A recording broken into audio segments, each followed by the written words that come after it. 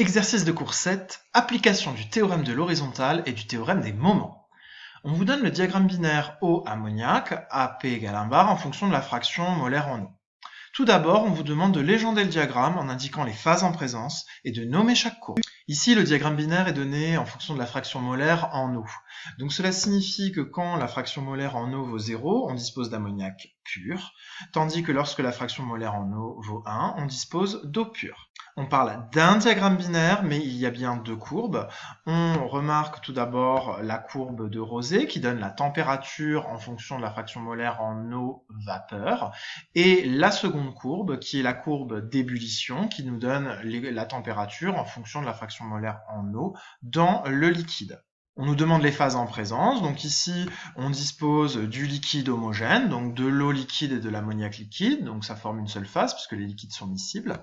Ensuite au sein du fuseau on va avoir un mélange liquide-vapeur, donc une phase liquide et une phase vapeur, deux phases, mais dans chaque phase on aura bien les deux constituants, donc 4 constituants physico-chimiques au total. Ensuite, au-dessus de la courbe de Reuseau, on n'aura que de la vapeur homogène, donc constituée d'ammoniac à l'état de vapeur et d'eau à l'état de vapeur. Donc je répète, quand vous mettez les phases en présence, il convient de faire apparaître clairement la légende et de détailler ce que vous appelez liquide homogène et vapeur homogène, et surtout d'indiquer finalement le nombre de phases.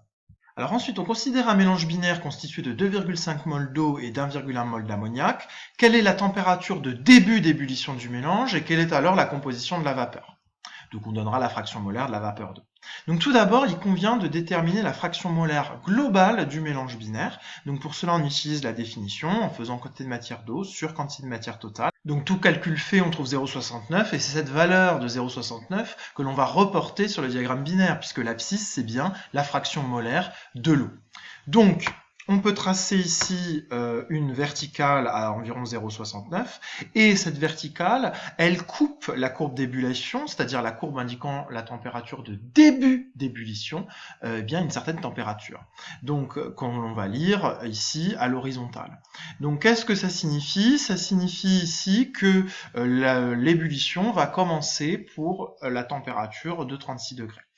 Ensuite, on peut aussi appliquer le théorème de l'horizontale, c'est-à-dire si on veut connaître la composition de la première bulle de vapeur qui se forme à 36 degrés, eh bien on va pouvoir le lire sur l'horizontale.